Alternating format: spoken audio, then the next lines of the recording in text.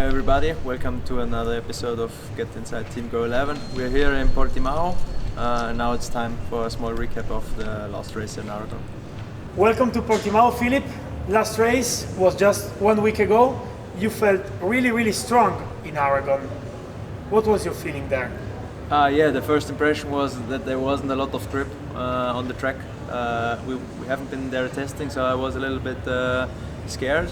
But after the first two practice sessions, I had quite a good feeling. So for me, it was a good weekend. I felt comfortable, especially in the Super Pole, and I was happy with the result. There, I think we had our best weekend overall. Super Pole was consistent, and then in race one, you had a really great pace. We just missed the best independent for what?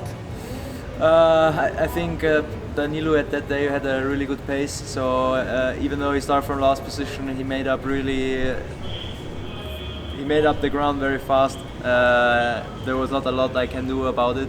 I started quite well, as you mentioned, but then with 8 laps to go, I had a feeling that the tire would drop a little bit. But at the end, I was happy with P6.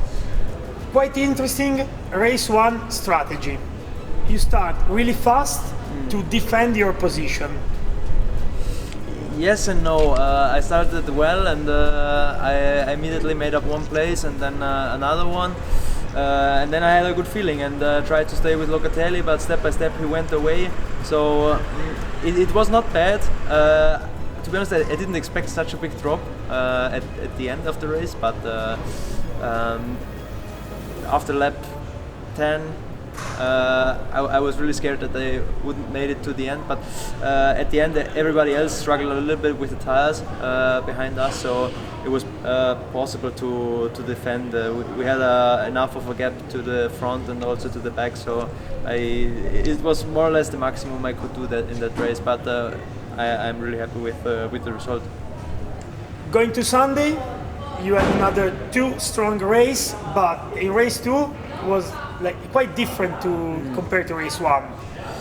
Yeah, the Super Bowl race was a little bit interesting because we were one of the fewer guys who used the SCQ tire. I was confident that the tire would make it to the end, but at the same moment I tried to save the tire during the race. At the end we were in P8, and that was good. That was the base for the second race. The feeling in the beginning wasn't as good as in the first race, but the bike was more consistent. For me, the race should have gone a little bit longer, maybe 2-3 laps longer, but it was as you mentioned, completely different race, but also a completely different feeling. The strongest point in Aragon was last sector, basically last turn, and the first corner attack. Why? Why was so strong? I always liked the last corner, and the bike was quite good in braking, so it was a good combination. On the other parts of the circuit, I would say I was average, and in the last part, it was my strong sector. So it was good because at the end, turn 1 is maybe the most famous overtaking point in Aragon. And like this I could overtake basically all the overtakes I did was in the first corner, and in the other places we were good, but not as good as in the last sector, but it was fine to me, and it was our strong point. I enjoyed the last corner, and also the bike worked well in that corner, so it worked. All the 3 races, when you came back to the box, all the guys of the team were really happy for your result because it was the best weekend overall in terms of points and solidity. What is the feeling of the rider when coming back to the box after a good race? Yeah, of course, it's a nice feeling. I think it's not just me as a rider who does a good job.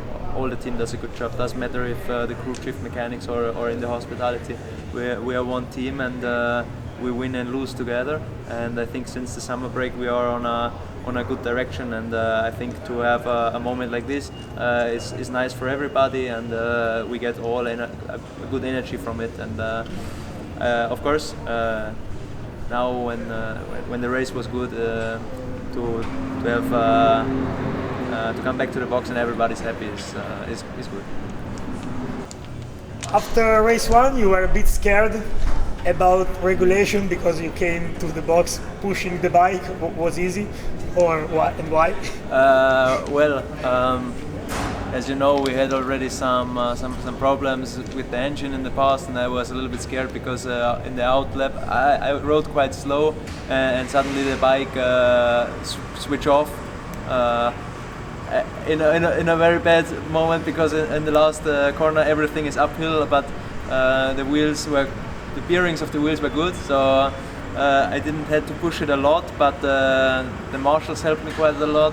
I don't know the regulations so well, but I was a little bit scared that if you cannot supply a fuel sample or whatever, would have been a shame to be disqualified for something. But this was just I was just a little bit scared, and but in overall it was not too bad. And if you get pushed from the marshals, it's fine. But I know how it feels when you have to push the bike yourself, like in 24 hours of Le Mans. Better like this. Moving to Portimao, I remember your first ride with the Ducati V4R in the first winter test with us. What is changed and how you feel on this track? Of course, one was of the most difficult ones on the calendar, I guess. Of course, last year the first test with the team was quite interesting. Changed a lot because now I have so much more experience on a superbike, on a Ducati, which helps a lot. So I think you cannot compare how I was riding the bike. The rider is still the same, or similar, but the how you ride the bike, that's changed quite a lot compared to last year in the beginning. Was also the first time on a superbike. Before I was always riding super sport bikes and smaller bikes, but not a real big bike. So that's it for today of another episode of Get Inside Team Go 11. It was a quite long one, and see you at the last race in Jerez.